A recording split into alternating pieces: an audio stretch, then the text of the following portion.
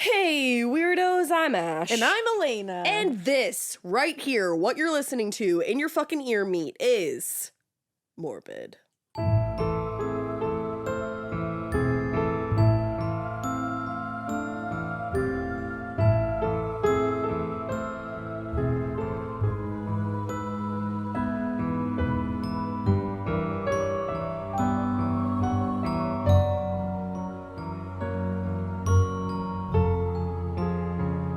It is morbid. I'm unhinged today. Ash is on a space level. But right like, I'm now. not fizzity fucked up. I'm just fizzity fucked up on life. On life, on happiness, On vibes. on vibes. Honestly, on hydration. Yeah. Me and Elena and I are drinking a lot of water. Yeah, we're trying to hydrate more. We're manifesting our health and wellness. Yeah, we drink a lot of coffee, so we gotta balance it out.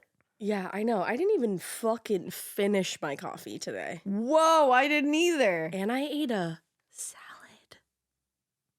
That was scary.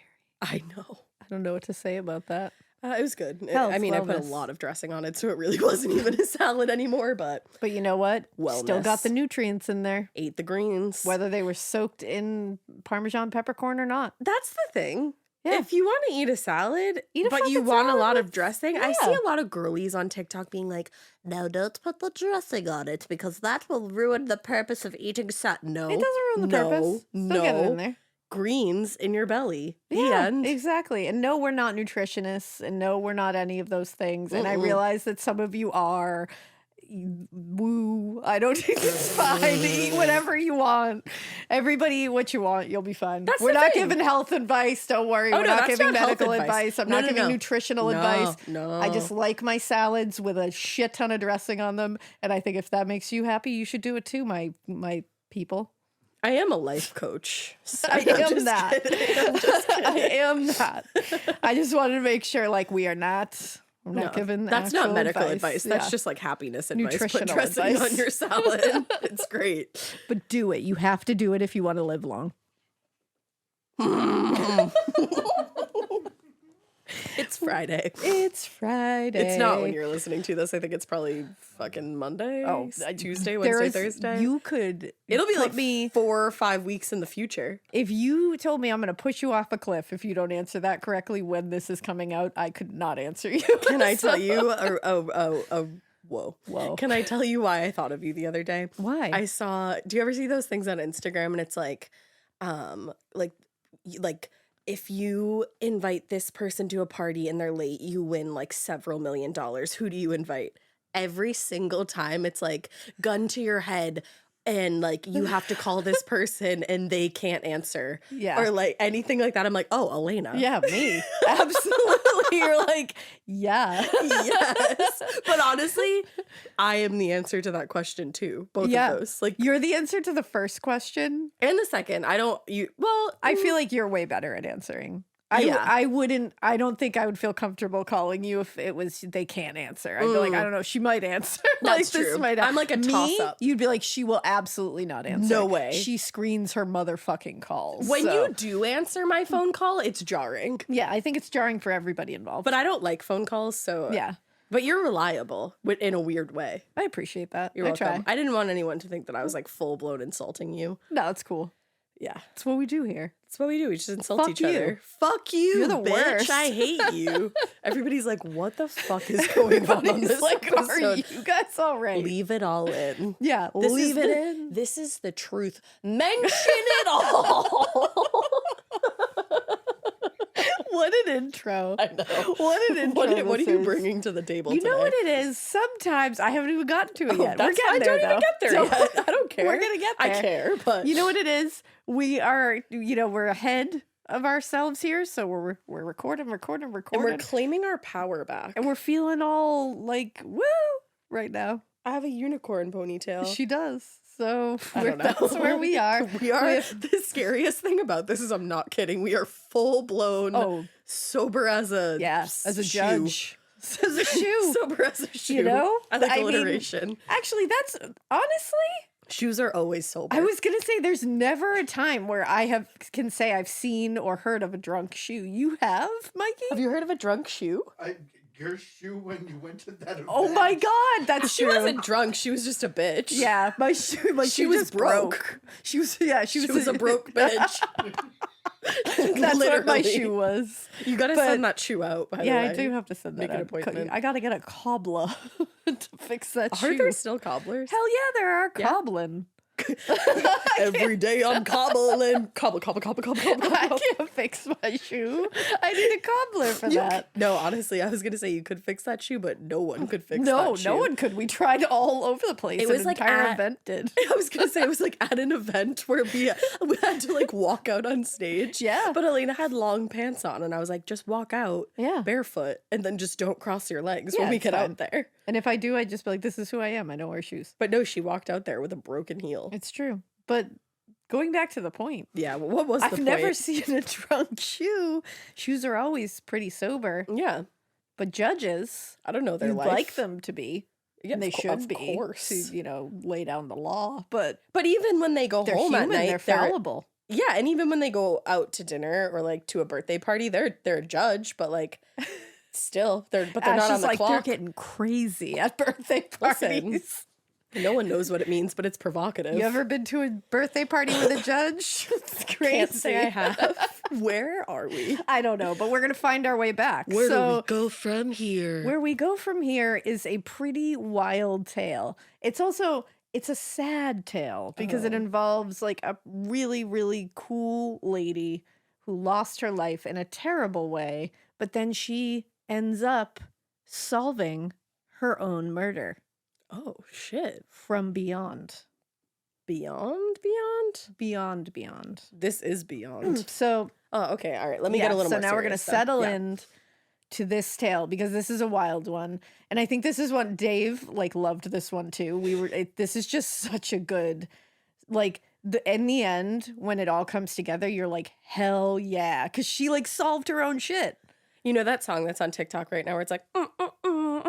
Yes, exactly. It's gonna be like that. That's at the what end. it is. It's happy in the end. Okay, I like Now- that. Thank you for setting us up to know that. No problem. Just so you can roll with me here because there's some really sad parts. I'll roll with you, homie. But this is the case of Teresita Basa, the voice from beyond the grave. ooh, And again, like I said, this is a case where a ghost possibly pointed to her own murderer. shit. Now, let's talk about Teresita because Teresita lived a pretty cool life. She seemed like a really cool lady, very kind, just somebody who you wanted to be around. Oh, Teresita Basa was born on March 13th, 1929 in Dumaguete City, Philippines. And she was the only child of Pedro and Socorro Basa.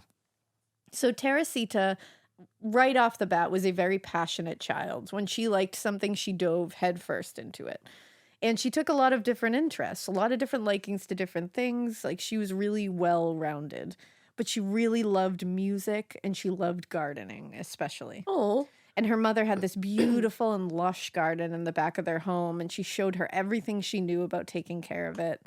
And Teresita's family was actually one of the wealthier on the island at the time. swanky. And this afforded her the tools at her disposal to learn the skills that she was interested in. She was able to dive into music. She was able to take time to learn gardening.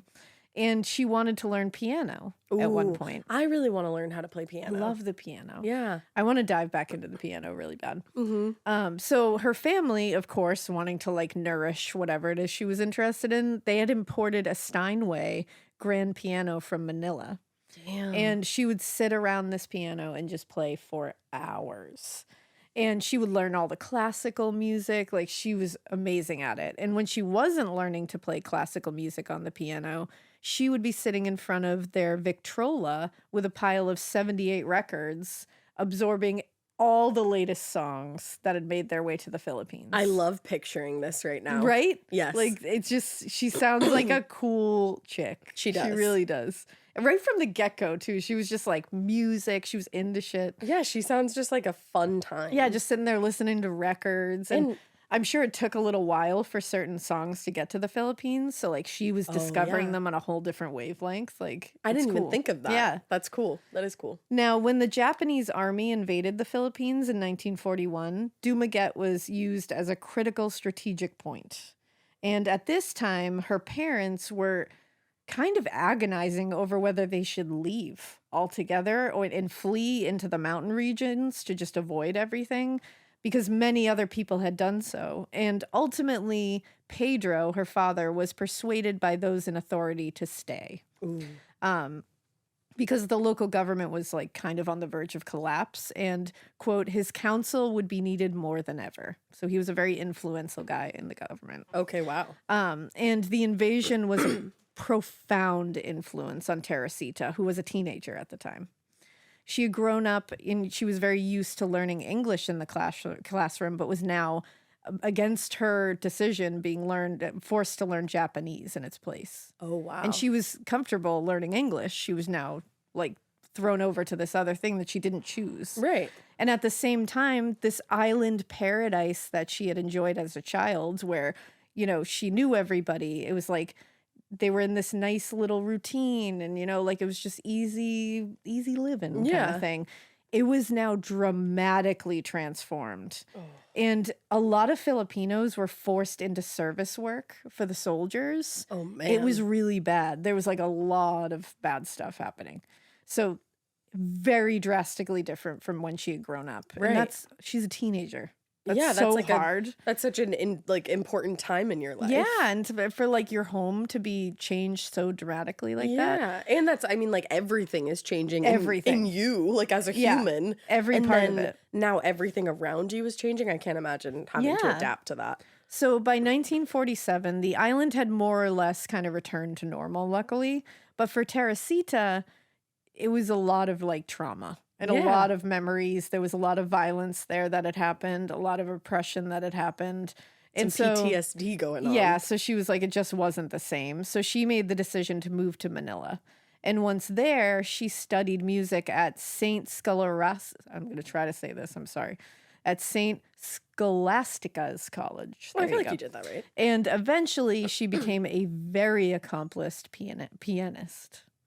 And after her graduation, she ended up moving to London Oh, bitch. and continued her studies in music at the time at the Royal College of Music in London. Nice. Now, London was very different than where she had grown up. She had grown up in a tropical climate, a very tight-knit community. Sunlight. Like that, she was very used to all that, and it was like a whole new world for Teresita, London. But she Culture shock. loved it. She loved it. And whenever she could get away from schoolwork, she would love just exploring the city, and she loved all the outdoor concerts that would happen and all the different things that she could go to, the museums, all that fun stuff. That is fun. So after 2 years at the Royal College of Music, Teresita graduated with a certificate in pianoforte. Ooh. Yeah. And she loved being in London. She loved her time away. She had a good time. She met some people. She did some things. But she was missing her friends and family in her home, Okay. as we all do. So she had hoped to return back home just for a visit, but instead she actually was convinced by her friends to go on a tour of Europe with them. Oh, shit. And she did. They're She ended up, backpacking? yeah, she ended up visiting Vienna, Salzburg, Paris, other places, like all kinds of cool places. That's a dream of mine. And it was in Paris that Teresita met a Russian composer by the name of Alexander Cherepnin. Ooh. I he looked sounds up how hot. to say that. He definitely took a liking to Teresita, but a liking in like a mentor way. Oh, okay. Yeah. I was like, am I going to regret my past No. statement? And he was very impressed by how dedicated she was to music, her skills, like just how varied she was in her musical talents. And he really believed that she could become a great composer if she continued her studies. Wow, what a fucking compliment. I know, right? So Cherepnin and his wife actually both taught at DePaul University in Chicago. Oh, Funny that they met them in Paris. I know. And invited Teresita to visit them anytime she was in Chicago. So it sounds like this was They like really meant liked to her. be. Yeah. So in the summer of 1957, she was 28 years old, and she ended up flying from the Philippines to Honolulu, Hawaii. And from there, she traveled a pretty short distance, relatively, I suppose, to Bloomington, Indiana. Yeah, it's only like a 6-hour flight. Yeah, there you go. Insider. Insider. And there is where she enrolled in the Foreign Exchange Visitors Program at an Indiana university. During her time there, she made a lot of friends. She really did well academically. She had a good time, but she didn't end up finishing her credits completely. She was actually just a handful of credits shy of completing her graduate studies, and she ended up relocating to Washington, D.C., like out of nowhere. All right. And I think she was just like bebopping, like she was just hitting everything. Bebop-a-loopa, baby. So she relocated to Washington, D.C., and that's where she took a job as a typist with a family friend. This family friend was working in the government. Because remember, her parents are very influential. Like they are doing stuff in the Philippines. Yeah. And so this was like a connection. Right.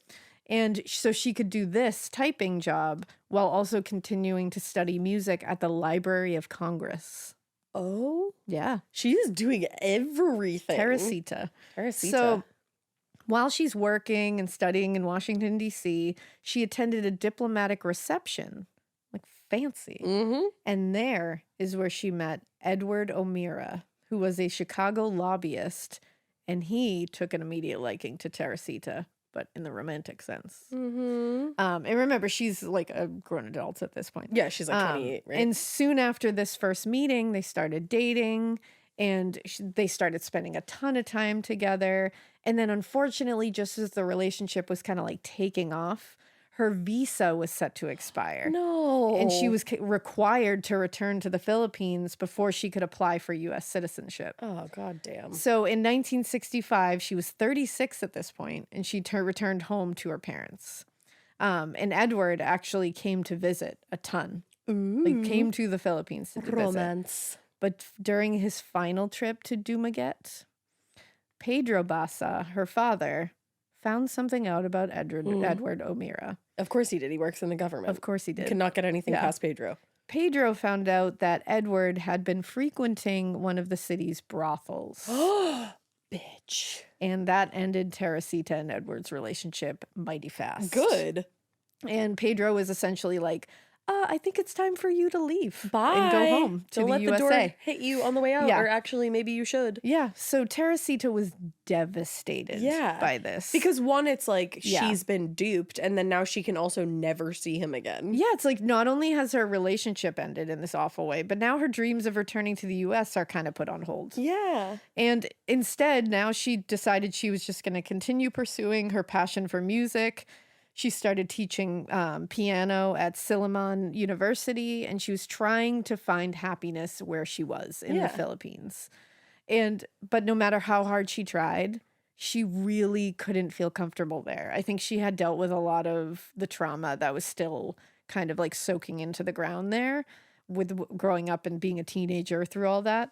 And so on top of that uncomfortability that she was feeling a little bit, she just could never feel at home again. It makes sense. She was also feeling humiliated because she had been basically duped by this slick American guy. Mm-hmm. And like that was the talk around town. She had been duped by this stupid American. Ugh.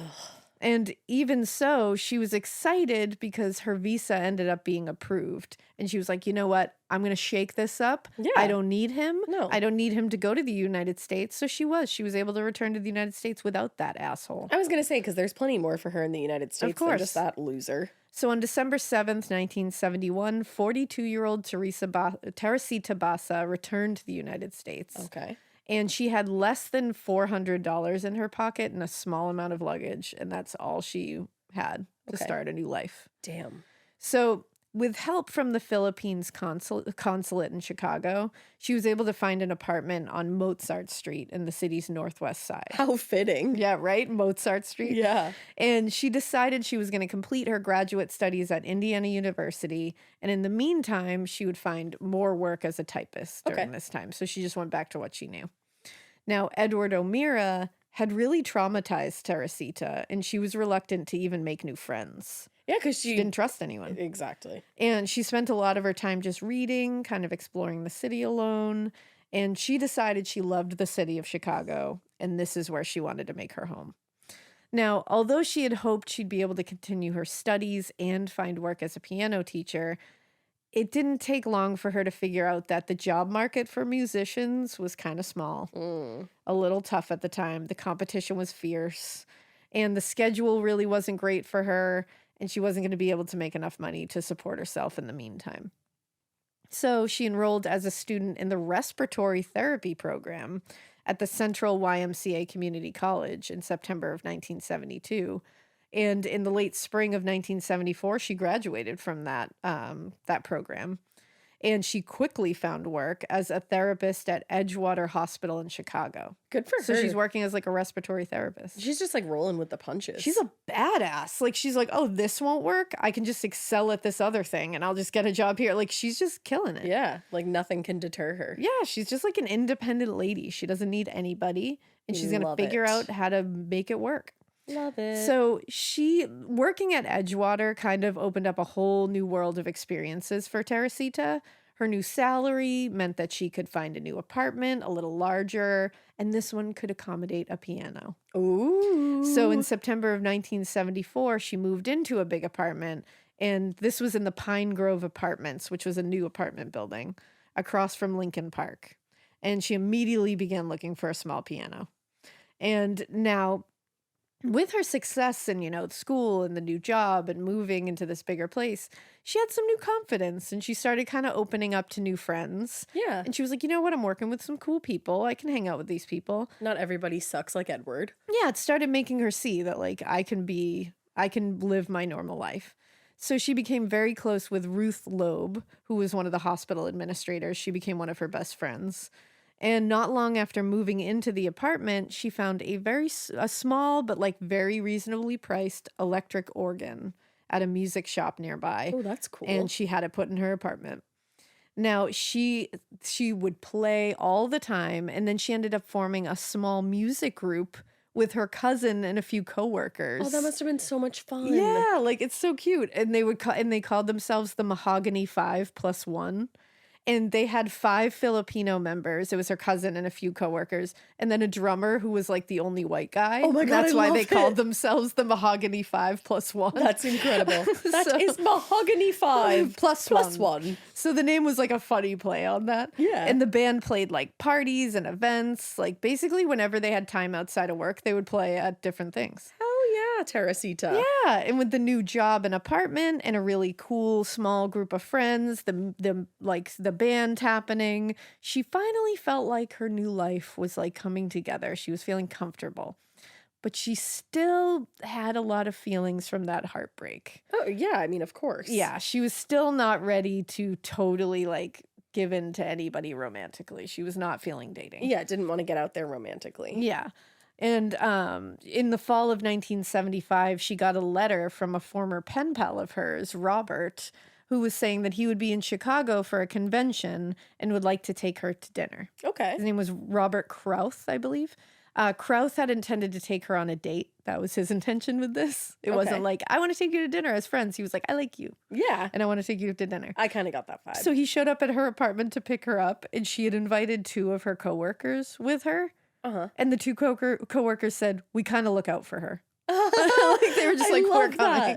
That So he was moment. like, all right. He's like, okie dokie. So unfortunately, the fear of getting romantically or emotionally involved with men especially would be something that she would kind of have to deal with her whole life. She wasn't ready to move on from that. Yeah. But fortunately, Teresita never let it get to her and never let it take away anything from her life. Good. She was happy and she was fulfilled regardless. So truly, with the exception of like the small amount of like introvert kind of like hiding awayness that she had when she first arrived in Chicago, she ended up loving spending time with friends. She like loved any opportunity to throw a party. She was like a social gal. My kind of girly. So she really got over it. I also love that she was like, if you want to be my lover. You got to get with my coworkers, you know? So you got to get with my band. So after what would be her eventual death, because obviously we know how this ends. I know. Many people would say that although she was what they referred to as a straight person, meaning she didn't drink or use drugs. Yeah, straight edge. She always kept beer and good Scotch whiskey on hand for whenever she was entertaining for everyone else. What a fucking dude. She's so cool. Like, what a Yeah, like girl's my girl. girl. Now, one of the biggest and most memorable parties that Teresita ever threw was in the summer of 1976.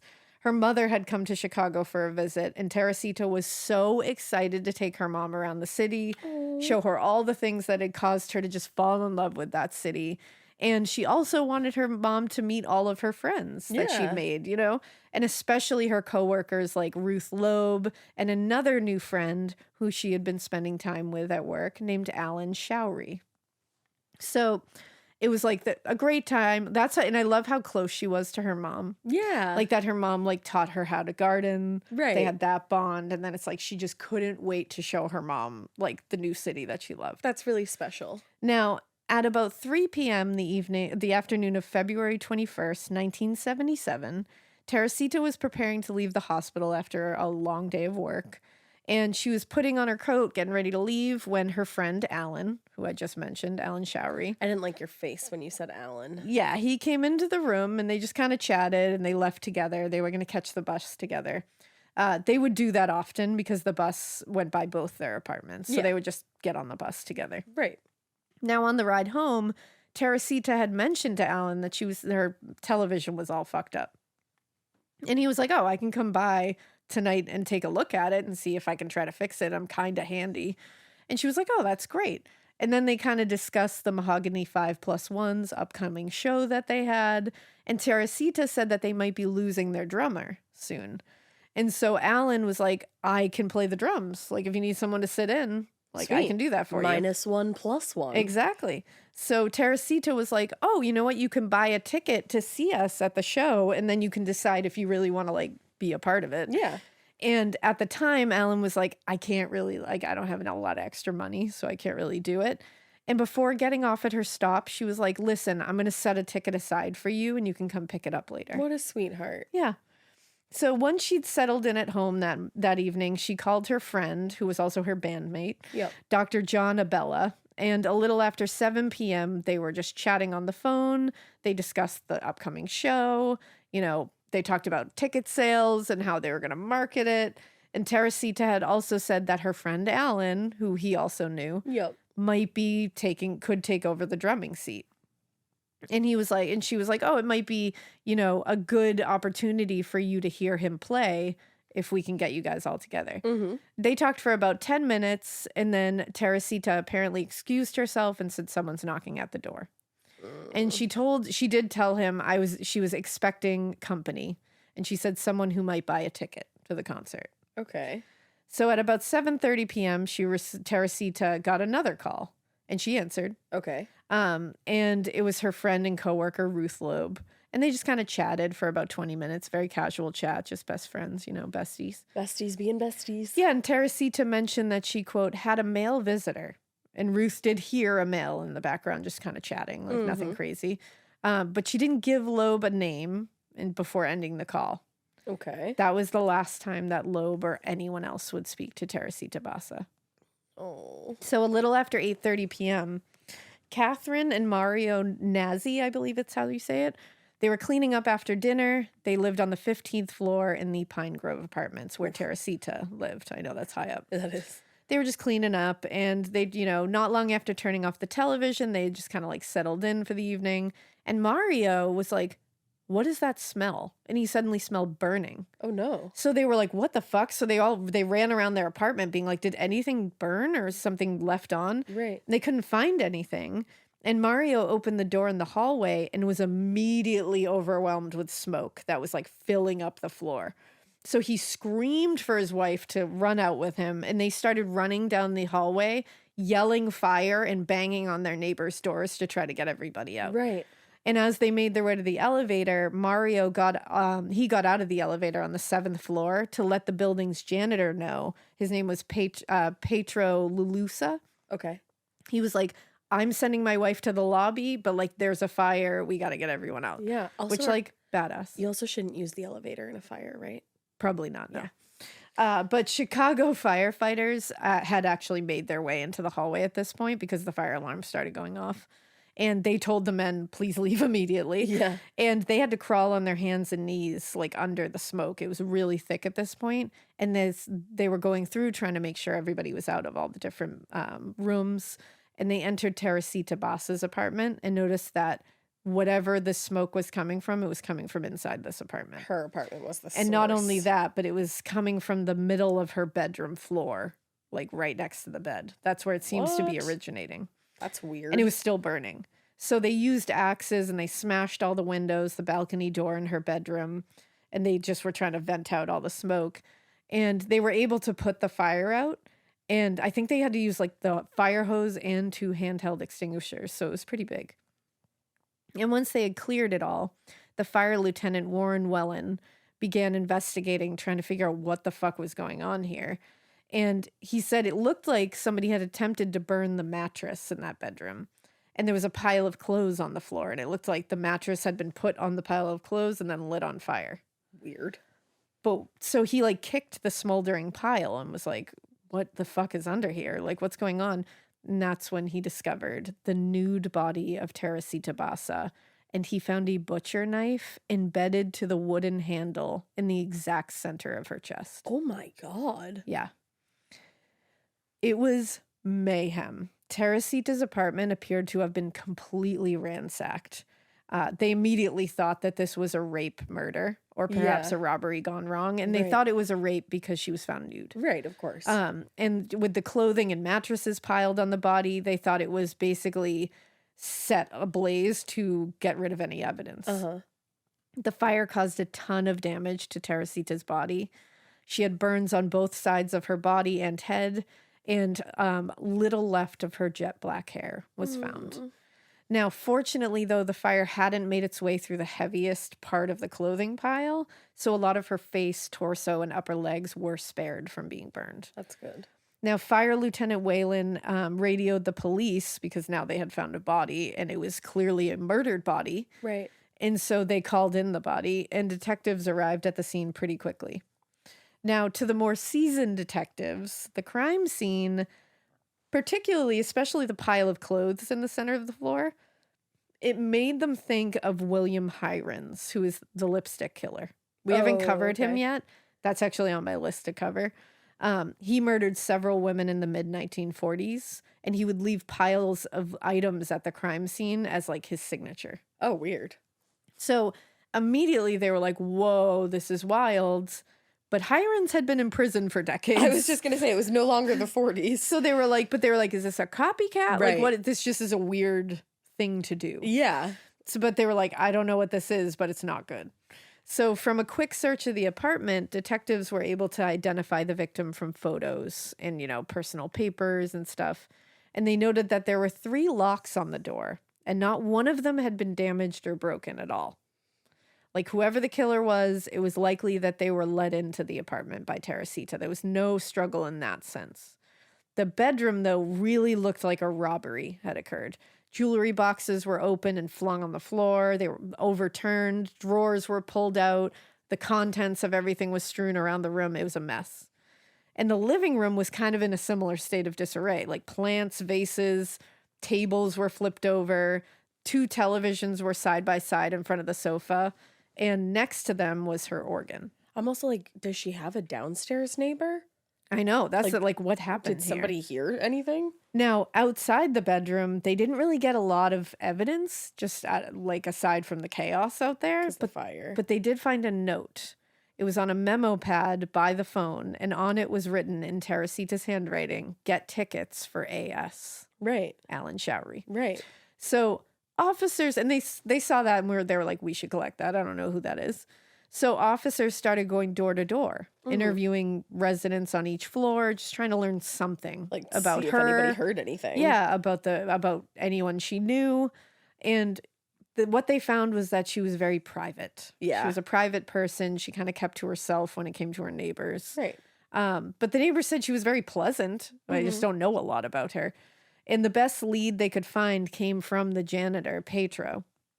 And he told detectives that he had seen Teresita arguing with someone in the lobby a few weeks earlier.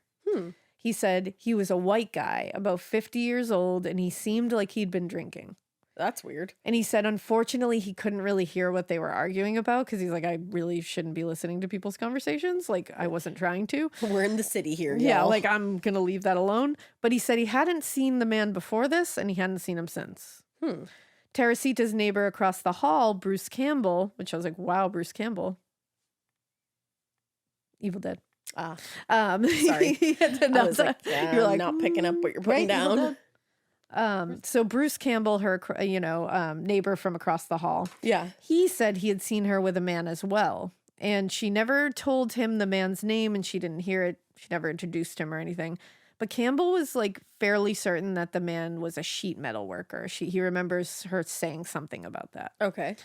Now, Catherine Nazi, who was the one who had helped alert everybody about the fire, she gave investigators another lead.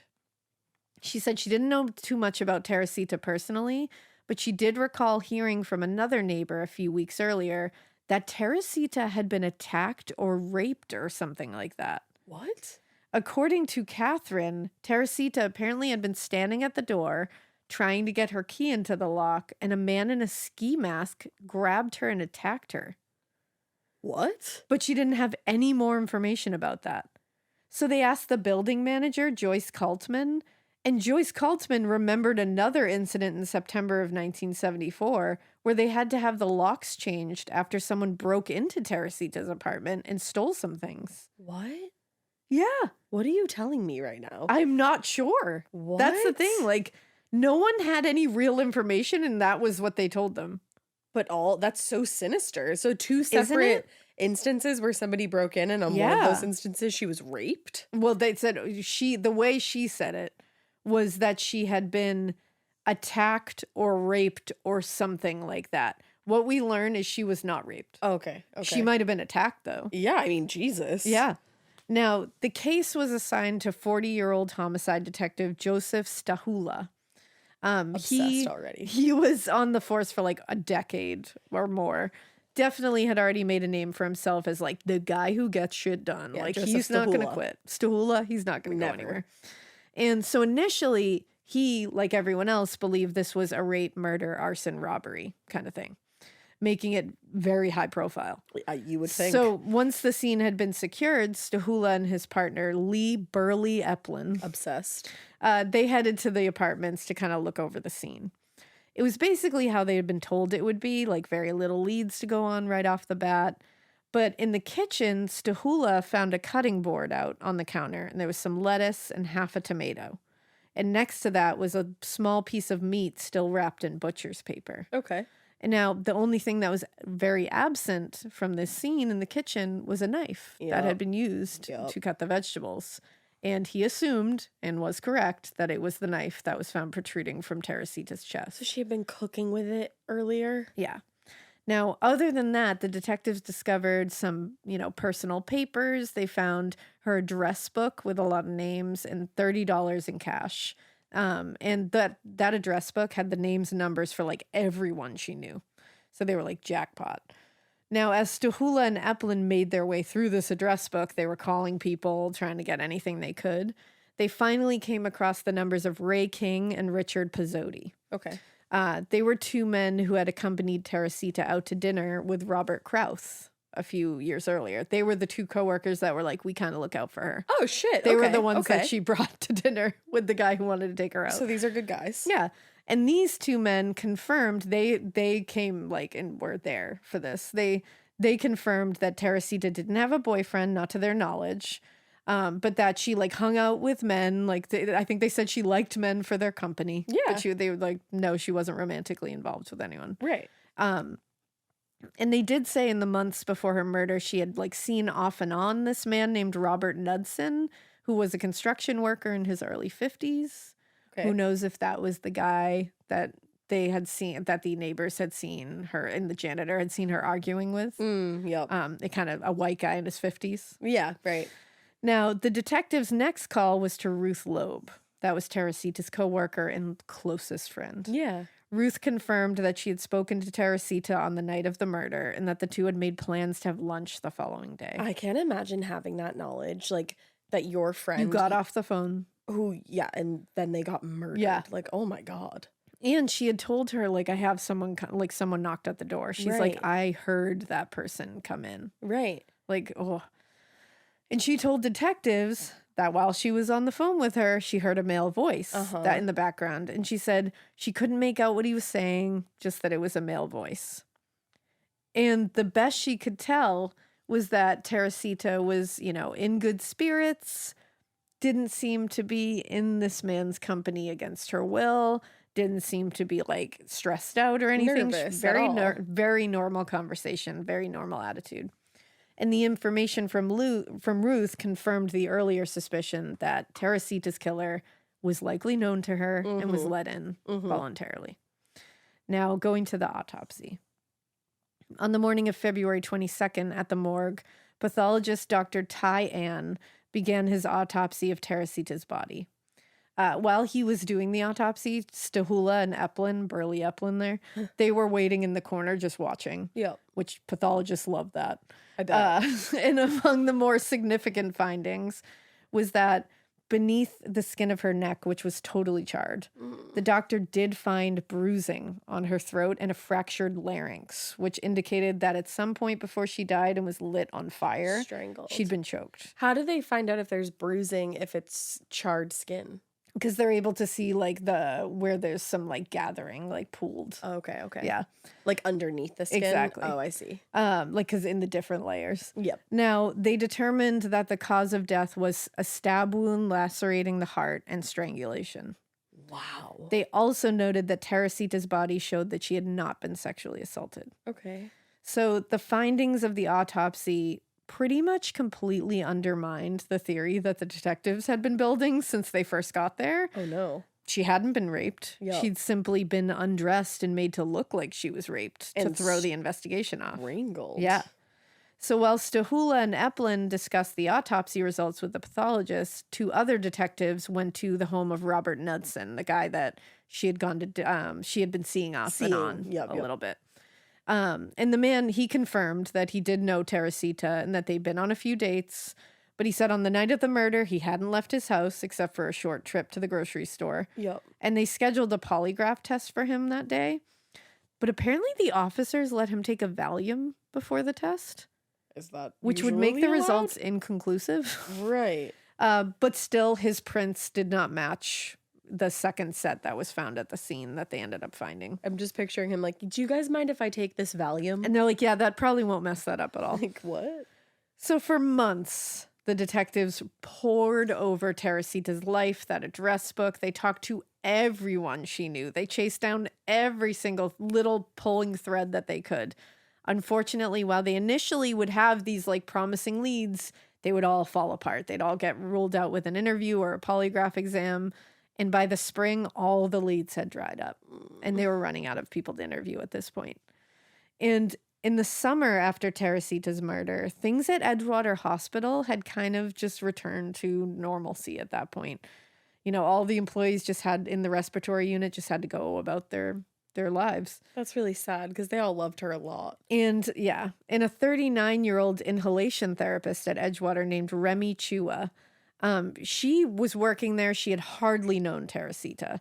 They had literally, I think, met each other at orientation when Remy was at orientation. They had worked different shifts. Like, they did not hang out. They didn't know each other very well. They knew of each other. Okay. I think they called each other a nodding acquaintanceship at best. Yeah.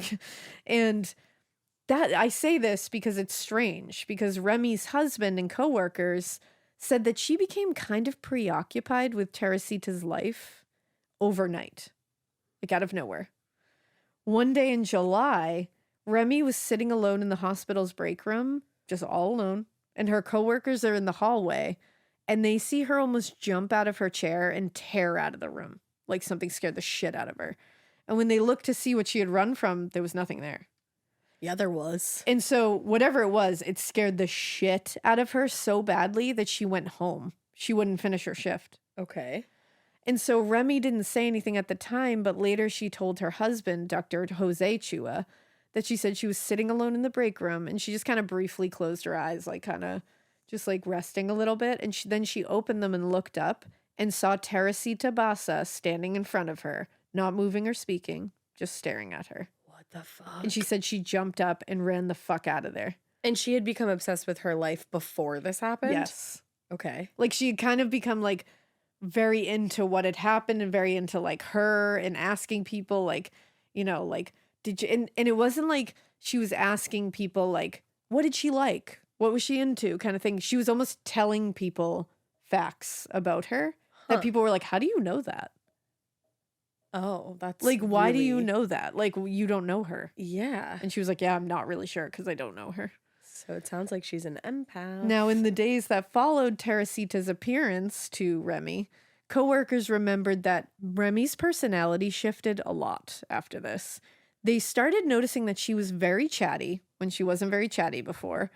And she would just, quote, chatter on about the piano, about classical music, playing or partying, like throwing parties, all the things that Teresita was into. So she was possessed. And Teresita's coworkers were like, this is disturbing. Like, they had all been very close to Teresita. Probably like pissed them off. Well, and it seemed like this woman was doing a strange impression of her almost. yeah. So they all actually ended up reporting it to Remy's supervisor, Ted Ellis, and being like, man. she's being weird.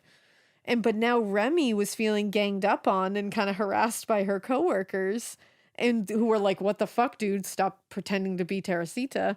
So she ended up reporting to Ellis that she believed that it had become a hostile work environment. And Ellis tried to de-escalate this whole situation. He's probably just like, what is going Because on? he's like, what? But he was just making Remy angrier when he was trying to de-escalate it. She was like, I'm not doing anything. Like, I don't understand. She ended up being terminated that day for gross insubordination. Oh man. So it was rough, like obviously getting terminated out of nowhere, but it was kind of a relief for Remy because she said she was very confused and anxious at work. Like something was different and she wasn't feeling comfortable there. And she said, you know, like people making comments about the Teresita thing and like claiming that she was impersonating this woman that she hardly knew. Like it was just getting weird there. Uh-huh. So she said like she was kind of relieved that she was like out of there because she felt like some weird energy. Okay. And I that- am sitting here like, Yes. what the fuck is going Yeah. on? That evening, as she and her husband, Dr. Jose Chua, were relaxing in their living room and she's just kind of like, fuck, I got fired. Remy kind of drifted off to sleep in a chair. And then a few minutes later, she stood up very abruptly, didn't say anything to her husband, and just walked into the bedroom. And that wasn't like her. Yeah. And when she didn't come back a few minutes later, like just stayed in the bedroom, Jose was like, okay, I'm going to check on her. good? So he went in there and checked, and she was lying on the bed with her eyes wide open. What? And so he was like, hey, what's wrong? You okay? But she wouldn't say anything. So he was like, what the fuck? Like, are you okay? And then she started speaking in Tagalog, I believe is how you say it, which is like their native language. And she was saying, Mama, Mama, are you there, Mama?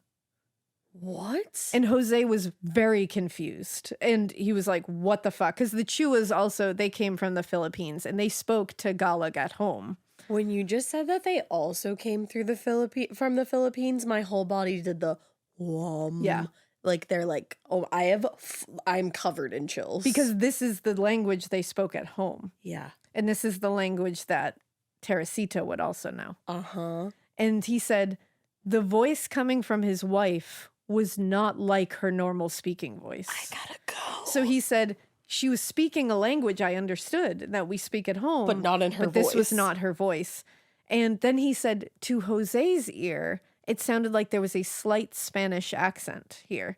And then he said Remy had her eyes fixed on the ceiling and she said, I am Teresita Basa. Holy shit. And Dr. Chua was like, oh, fuck. And he was like, I was very alarmed. And she kept rambling on in this language about the dead woman, whom she barely knew.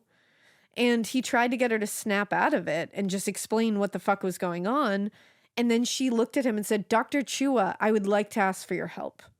And he was like, why are you calling me Dr. Chua? Like, I'm your your husband. And he said, so he was like, what kind of help? Yeah. And she responded, to stop the person who killed me. What the fuck? And he was like, what? Oh my god, stop.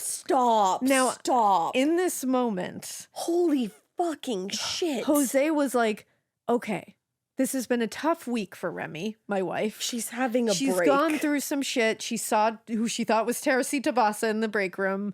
People have been shitty to her. She kind of got ganged up on. She was like fired from work. maybe she's just really stressed and under a lot of anxiety, and this is like some kind of hallucination, or like she's having a bad dream. She's like maybe having a night terror right now.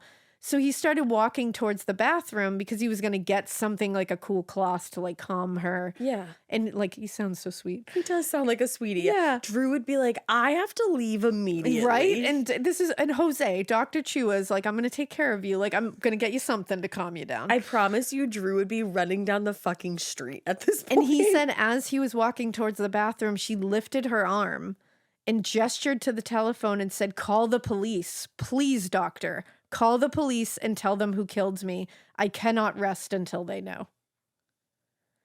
And Jose was kind of starting to panic at this point. Because he's like, I can't call the police right now. And he was like, I don't know what to tell them. I don't know what you're saying. Like, I don't know what's happening right now. And then Remy suddenly abruptly came to and was very confused why she was in bed and what the fuck was wrong with her husband, why he was so alarmed. This is real. This happened.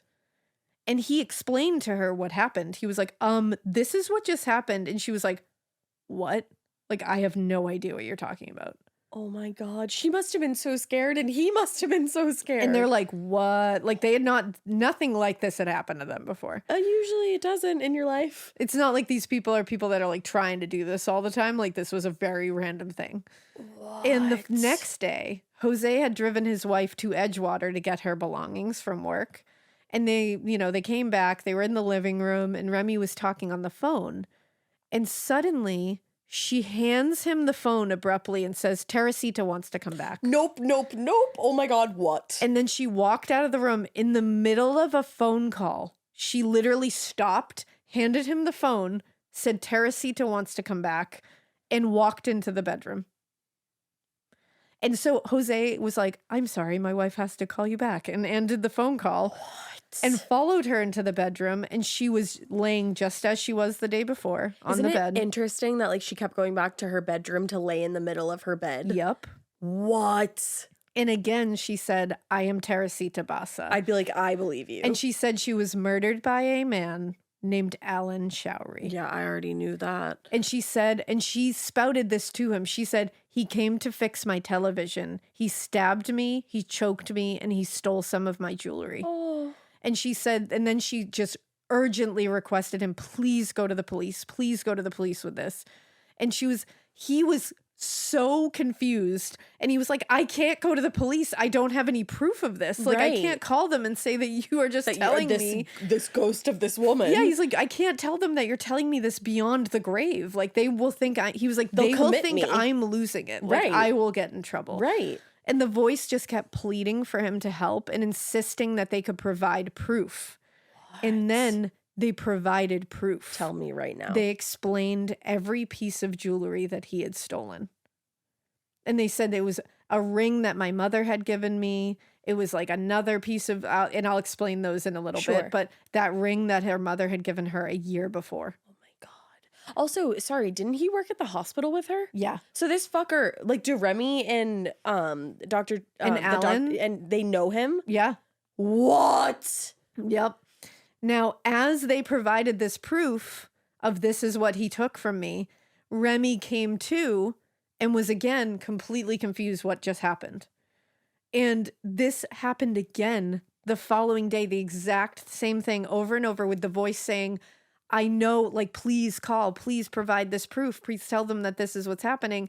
So Remy was like, when she came to and he told her again that this is, you keep doing this is the third day. Yeah. Remy was like, we got to do something. It's just going to keep happening otherwise. So Remy called a friend and told the friend the story. And this friend, who I guess was connected to the consulate, they placed a call to the Evanston police, and using their connections were like, this is what I've heard is happening. Right.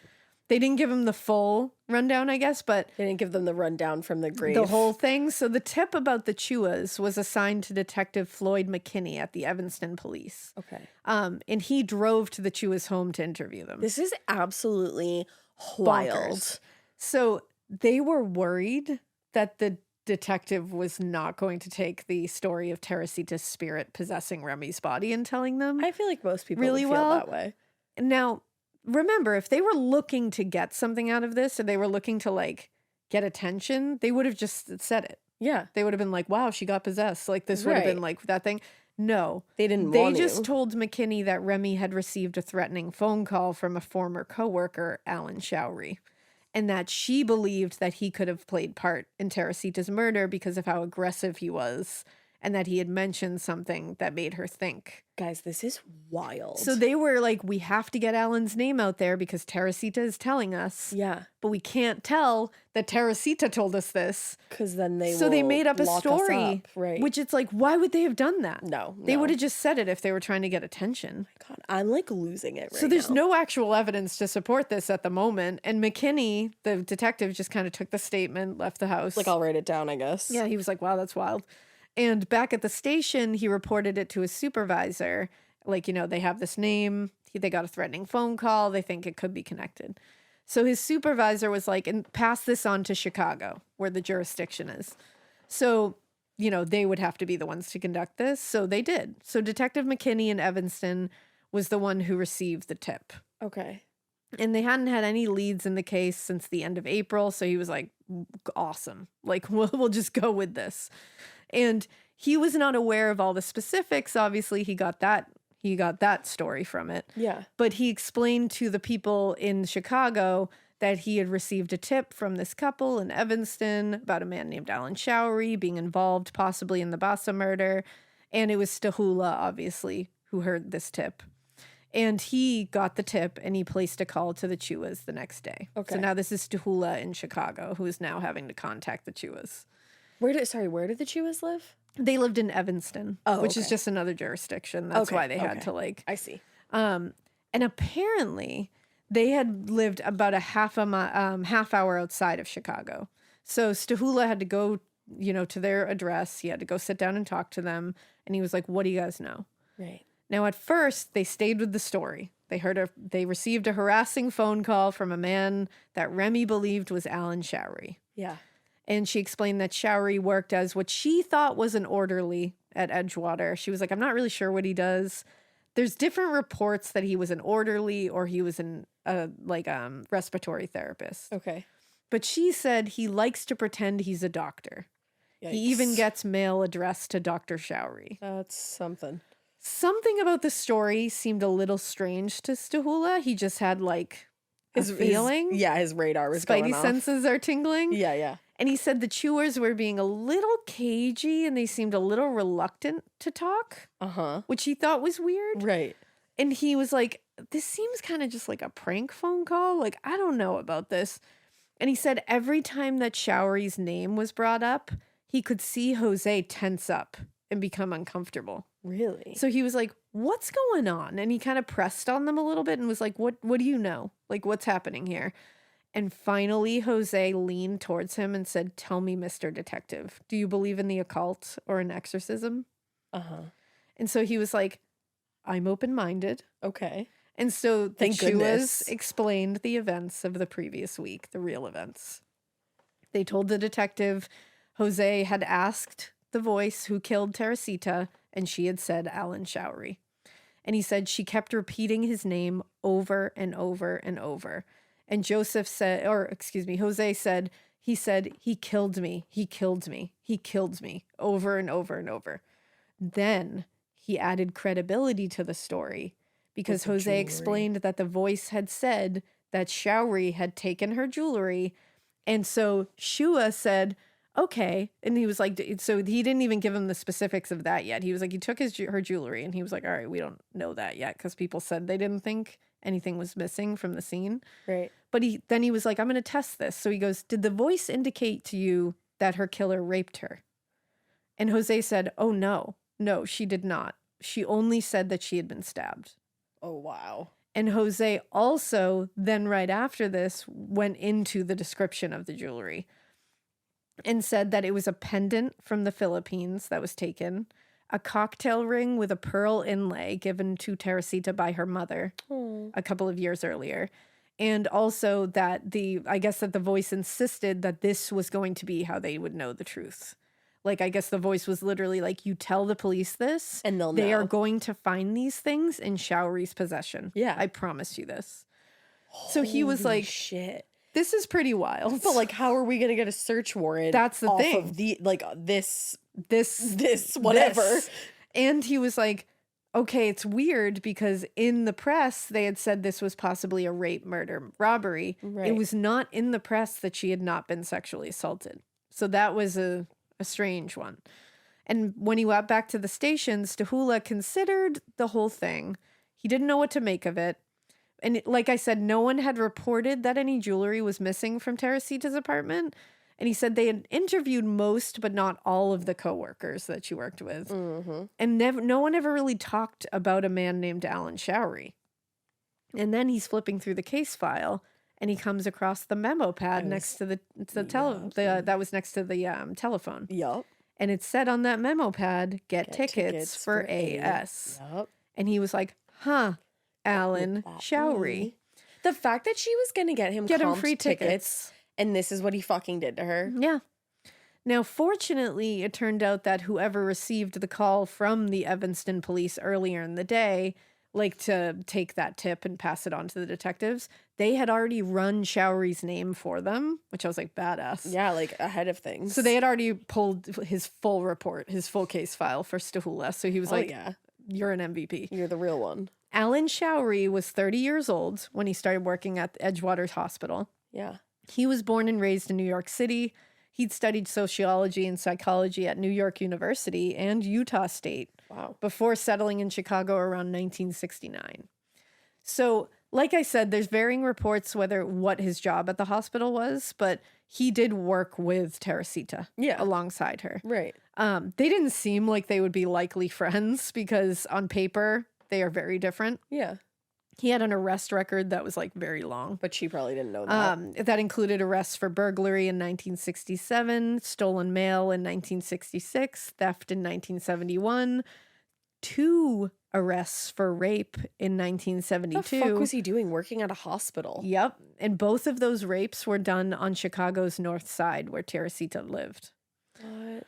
Now, they were both friendly with each other. They had very outgoing personalities, the two of them. They bonded together. They both loved music. He was about to be in her band. I guess they really got along. Like, the two of them were like friends. Yeah, it sounded like it. Yeah. They used to ride the bus together. In the mid-1970s, he had been living with his German-born girlfriend, Janka Kalmach.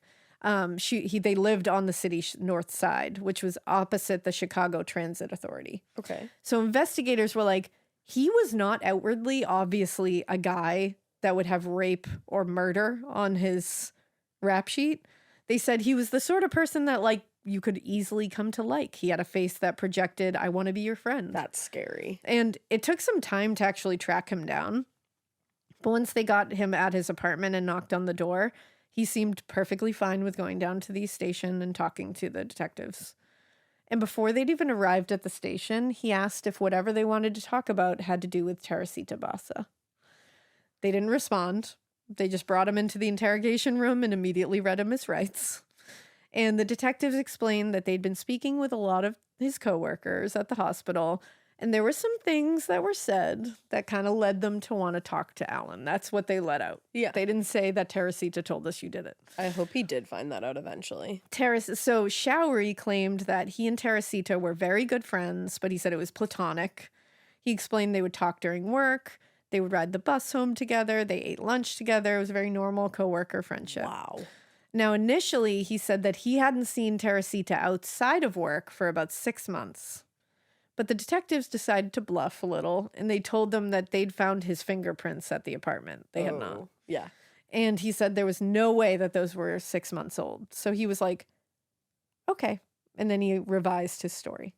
Uh-oh. And that's when he told the detectives that not only had he not seen her in 6 months outside of work, he had ridden the bus home with Teresita on the day that she was murdered. Right. Like, that's going to look a little weird, dude. Yeah. And he told them he'd promised to go to her apartment later that night to fix her television. But he said he'd forgotten and instead had gone home and he had fixed wiring in his own apartment. Lies. And he assured them that his girlfriend would verify this alibi. I bet she would.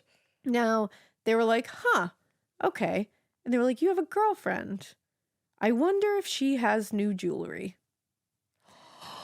So they said, I wouldn't have even thought of that. Yep. And now that they have brought him in for questioning, they could now search his apartment. Mm-hmm. So they went, and Yanka was there so they could question her.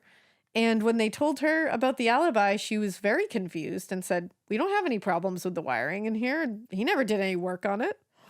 She was just like, fuck that. No, he didn't. And so they were like, can we look in your jewelry box? And she was like, absolutely, you can. Good for her. And they didn't really know what they were like looking for quite yet, but they, they were just like, I don't know. At this point, they were like, maybe it's in here, maybe it's not. And they were able to find someone, like one of her friends, who could actually look in the jewelry box too and point to see if anything was recognizable. One of Teresita's friends. Exactly. And so they found, who they found was Richard Pizzotti, who was one of the two men that went on the date with her. And he said he didn't see anything that he believed belonged to Teresita, and they had him come down where Yanka was and look into this thing. And he was like, yeah, I don't see anything that's hers. And then he was leaving the room and he looked over at Yanka and he said, that ring on her finger is Teresita's. And Yanka told detectives that Alan had given her the ring as a belated Christmas gift sometime around the end of February. What the actual fuck? So she said, here you go, take it. And it was later identified by Teresita's cousin to be the cocktail ring given to her by her mother. Oh my God, that's disgusting. Yep. That he gave that to his girlfriend as a late Christmas gift. Yep. And the cousin also was able to look in the box and identified a jade pendant that was Teresita's. And Just remember, like she said. Remy had said there's a there's a pendant, she said. She said a pendant, a ring, and a cocktail ring that belongs to my mother. Yeah. That was my mother. Right. And he said, the cousin said there was also 2 other items in there that he believed belonged to Teresita as well. This is so horrific. Now, after he heard about the jewelry and about his girlfriend denying the alibi, Showery tried to spin a story about how he bought that jewelry from some guy on the street. But yeah, buddy, both detectives just kind of looked at him and were like, really? Is that really the fucking story you want to go with? He immediately dropped it and he said, I murdered her. Just confessed. Why? Like, boom. According to Alan, he said he did go to Teresita's that evening to look at the television set to fix it for her, but he realized he needed to get his tools in order to fix it, so he went back to his apartment a few hours later. Around 7:30 p.m., that's when he was going back to her apartment, and he said he just decided he was going to rob her. What? So he said the reason was, he said he had been helping Teresita obtain citizenship papers and had on several occasions driven her to the naturalization office. Uh-huh. And after he would do this, she would always give him a cash tip of $5 or $10 for helping her out. So he decided to rob her? So he assumed that she had money in her apartment. This is why you shouldn't be kind to people. No, you shouldn't. Because also she didn't. She had $30 in her apartment. She didn't. Like, she was just doing that out of the goodness She just of did her that to heart. help you. And yeah, he broke. So he said at the time of the murder, he was very broke. He was behind on all his bills. He was very desperate. Well, get another job, asshole. And as soon as Teresita closed the door after letting him in, he grabbed her from behind and gave her a chokehold. She lost consciousness very quickly. And he said he laid her down on the floor and just started ransacking the place for money. All he found was $30 in cash and what he thought was expensive looking jewelry. So once he'd ransacked the place, he went back to the living room. He picked her up off the floor, carried her into the bedroom, and he said he didn't know what to do, so he decided to make it look like rape. So he took her clothing off, went to the kitchen and got that knife off the counter that she had used to cut up the lettuce and the tomato, and he stabbed her into her sternum. Holy shit. According to Alan, he described Teresita as being subconscious at the time, which I was like, nope. Incorrect. You work at a fucking hospital. And he said she didn't feel anything. Who the fuck are you to say that? Yeah, like you don't even know the She difference wasn't between dead. unconscious and subconscious. So he said he piled some clothes on top of her body, dragged the mattress over to her, and set fire to a paper bag that he put on top of the clothing. And once that was all on fire, he fled the apartment and went back to his. What a piece of human garbage. Yeah. Now, during this questioning, Stahula put in a bunch of control questions to see if he was telling the truth or if he was just repeating things he had heard in the media. Yep. Because he wanted to be sure this was an accurate confession and not somebody going to claim that they were forced into it. Smart guy. So Alan accurately described the scene in the apartment, which wasn't released to the press. He described what Teresita was wearing. He said what he'd stolen. None of that was in the newspapers. And he also said that he wanted to, quote, make it look like a sex crime and that he had not sexually assaulted her. And none of that had been released to the media. Wow. So the confession was very genuine. And, you know, just to be sure, they had him go through it a second time. And they said he never wavered from that confession. And so they took him out of the room and they said as he went by Yanka, who was standing out there, he told her that he probably wouldn't be seeing her again for a long time. I can't even imagine what she said to him. Yeah. Now, everything had worked out, it seemed, and the detectives were really confident that they had enough to give the district attorney for prosecution. I mean, they had Everything. the stuff. The only issue is that they weren't sure how to explain how they'd even made their way to Alan Showery. Right. But there was no way around it. They had to tell the judge and the jury that the ghost of Teresita Basa spoke through Remy Chua and led them to their killer. I mean. And the thing is, they may not have been able to explain what happened, but they were right about every detail. Right. So it's like, this is going to sound kind of kooky, but everything is this right. Is what happened and it led us here. So the case was assigned to Thomas Organ of the Cook County District Attorney's Office, who would be representing the state. Yeah. And at first, Organ was skeptical of the voice from the grave story. I think so. And he had no idea how he was going to present this case to a jury. He said, in my 5 years as a prosecutor handling 70 or so felony cases, I've never run into anything like this. Also, sorry, is his last name Organ? Yeah. Wow. Yeah, right. But he dove into it and he researched it, investigated it, and he said, they're telling the truth. Everything in this case just like lines up in like it does. like spiritually, physically. Yeah. And he said, he was like, I believe the Chuas. How can I not? Yeah, because they didn't even It want all to tell lines this up. to begin with. That's the thing. like that, and I feel like that gives more credibility. Yeah, they didn't run out to tell this to anyone. Right, exactly. So a pretrial hearing was held in the Circuit Court of Cook County on September 7th, 1978. And this is when Alan's defense attorney, William Swano, he tried to have the charges dismissed because of the unusual circumstances that preceded his arrest. It's like, yeah, sure, but like, why does your client have everything and know everything about her? Well, and he's claiming that Remy Chua had faked the episodes because she'd been fired, she was stressed out, she was trying to get attention. Okay. And prosecutor Thomas Organ argued that the detectives had pursued a viable lead and found probable cause to arrest Alan Showery. So the paranormal thing that preceded it was unusual, but ultimately irrelevant because it led to the truth. Uh-huh. And the judge agreed. Wow. And Thank goodness. Alan Showery was ordered to stand trial for the first-degree murder of Teresita Basa. Because he Now- planned it on the way over. Yeah, because he had planned the whole thing. Damn. Alan Showery went on trial January 8th, 1979, and the media went nuts about this. Thomas Organ knew he was fighting a very uphill battle with this. You know, a lot of his case was resting on a tip from a ghost. So, Yeah, you know, that'll be that's tough. difficult. but he fought through. He was undeterred. In the months since the case had come to him, he had interviewed the Chuas again and again. And he said it was, I was trying to I knew they were going to be on the stand. And he said, also, I was looking for holes in the story. Right. And he found nothing.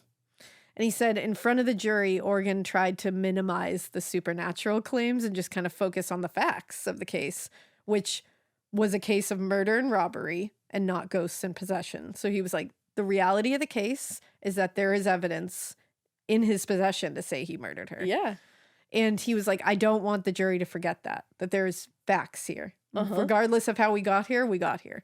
So for the most part, his argument remained much as it had during the pre-trial hearing, with Alan Showery had been confronted with undeniable proof of his involvement and with the jewelry. Yeah. And on that, he had given an oral and written confession to murdering her. So that is the facts. Yo. And the defense argued that Showery had been arrested on nothing more than the Chua's unbelievable story of possession, and that Alan had only confessed to spare his girlfriend from being arrested along with him and giving birth to their children in jail. because apparently she was pregnant. Oh my God. That's horrific. Now, Remy Chua was in the process, they said was in the process of being fired from her job. She had personal problems. They didn't release what those personal problems were. Because they probably didn't exist. But they told the jury that she had just made up this possession thing, this whole act to get attention. And sure, anybody hearing that would be like, under normal circumstances, sure. Yeah. Tell me that she's stressed out. She lost her job. There was all this weird shit going on. Maybe she wants attention. Sure. Why not? Except that from the start, the Chuas didn't want to report the whole thing even. They were reluctant reporters and reluctant witnesses. They didn't want to talk about any of it. They were stressed out talking about it. They were very reluctant. And also, like, cool, she got fired from her job. She has all these personal problems. She made this up. Then It's why real. was the jewelry Yeah. in the girlfriend's possession? Why did it pan out? And why did he know the apartment scene if he hadn't been there? And how did he know that she hadn't been raped if he wasn't the one to not rape her? Exactly. And at no time had the Chuas tried to make money off of or capitalize on this story. No time. Right. Never. So, like, they had nothing to gain here. In fact, everyone who knew them and anytime anyone talked to them, they were like, we really just want to go away. Like, we don't want to be part of this story anymore. We don't want to be in the spotlight. We just want to leave this for you to fix. And that's it. Because realistically, I just said they have nothing to gain. Really, they have everything to lose. Yeah. They at least, I mean, he's a He's fucking a doctor. Like, yeah. Like, people will doubt him if he, like, made this up and, you know. yeah, and she's a respiratory therapist. Like, they have, like, you know, they have good jobs. They have Yeah. reputations. Like, this wouldn't be a good thing. They're not trying to be like, you know. They're not running around to all the media outlets being like, let me tell you my story of possession. They're like, please don't talk to me. Right, exactly. And so in their closing arguments, both sides tried to hammer home those arguments that they've been making the whole time. The defense kind of focused on the paranormal part, being like, this is crazy, trying to put in the jury's mind, this is wild.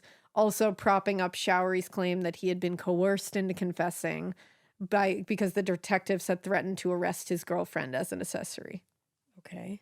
Now, Thomas Organ dismissed any claims of coercion, saying to the jury that his story might be believable if it came from a 16-year-old boy who might be easily intimidated. Yeah, exactly. But they said, Alan Showery is an adult, educated man with an extensive criminal history. That's the other thing. He's literally done Yeah, he's shit like criminal. this before. And as for the supernatural part about the Chuas, he told them it doesn't matter as to guilt or innocence. What does matter is that the information furnished to police checked out. Mm-hmm. And after 13 hours of deliberation, the jury sent a note to the judge on the afternoon of Friday, January 26th, saying that they were hopelessly deadlocked. I would think. Because can you imagine They that could not, 13 yeah. hours and they're They of could them not going reach a back and verdict. forth? And the judge dismissed the jury and a new trial was set for February 14th. Oh, they needed Ronald. So February 14th came and went, and the judge had to order a continuance, which got the defense really feeling good because they started getting confident that they could get an acquittal the second time around. But on the evening of February 21st, only a few days later, Alan Showery called his lawyer and asked him to arrange a meeting with the judge and the district attorney. Huh. The next day, Showery and lawyers from both sides stood in front of the judge, and Alan Showery, against the advice of his attorney, pleaded guilty to the murder of Teresita Basa. Do you think Teresita was like appearing to him at this point? I wonder if she was like, you fucker, I'm going to haunt your ass. Right? And he was like, I'm just going to admit this. Yeah. The district attorney's office confirmed that they had no plea deal. They had not offered a deal for this. Wow. I feel None. like he had to have been being haunted. And honestly, I hope that even after he pled guilty, he continued to be haunted. That's what I think. And Showery would not give an explanation for why he decided to do this. Yeah, That's girl, what makes me 'cause think. we already know. Yep. And his lawyer asked the judge for leniency. Fuck That's all they that. could do. And the judge considered everything and the request for leniency and sentenced Alan Showery to concurrent terms of 4 to 12 years on armed robbery and arson charges. What about the murder? He was never convicted of the murder, from what I can tell. He was What? convicted of robbery and arson. And that's why he got that sentence. What? So I wonder if there was some kind of plea deal that There happened has to behind the have been. scenes. Because it's very confusing. That doesn't make any fucking sense that they were just like, yeah, I guess we'll just throw the murder off the table Yeah. for no fucking Just reason. no big deal. But he admitted to it. which is so wild to me. I wonder if he had information on like another I case. wonder something or, is like, something is out there that we don't know about. that doesn't make Yeah. any sense. And also that pisses me the fuck off. Because he served the minimum 4 years of his sentence and was paroled in 1983. What the actual fuck? Are you Yeah. kidding me? Yep. Oh my God, Teresita, baby, if you didn't haunt Yeah. him. And that is the story 4 of years. Teresita Basa. 4 years he served. 4 years he served for that. What? I know. Teresita's the baddest bitch alive and the baddest bitch in Good for the her. afterlife also. And good for the Chuas yeah, for listening to her and for like being brave, being really. brave enough to tell a detective when they didn't want to that this is what had happened. That And good for Yanka for just being like, sure, come on in, Bye. and like, no, I'm not telling you his alibi is correct. Like, no, Right. he did not work on wiring that That's night. a Like, real good for one. Yanka. But like, damn. But what do we not know? Because that There's doesn't make any something. sense. That, like, in my opinion, it really sucks because justice wasn't served. No, it really wasn't. At 4 all. years is not a sentence for that. And she, like, nobody ever went to prison for her murder. Yeah. I'm so angry right now. I was too. I was very angry. Fuck. There's something that happened in that trial that is not public, That got we don't scored. know about, that definitely is hidden somewhere in the annals of that record. I just have like a gut feeling that he had information on another There like, had to have been pressing case. something. Something like that. Because that's nothing. Like, because he had to have helped them in some big way. yeah, and that's Dave said the same thing. He was like, there had to have been some kind of deal that happened that we don't know about. Off the books. Yeah. That is infuriating. Yeah. What he the only got the fuck? arson and robbery charge.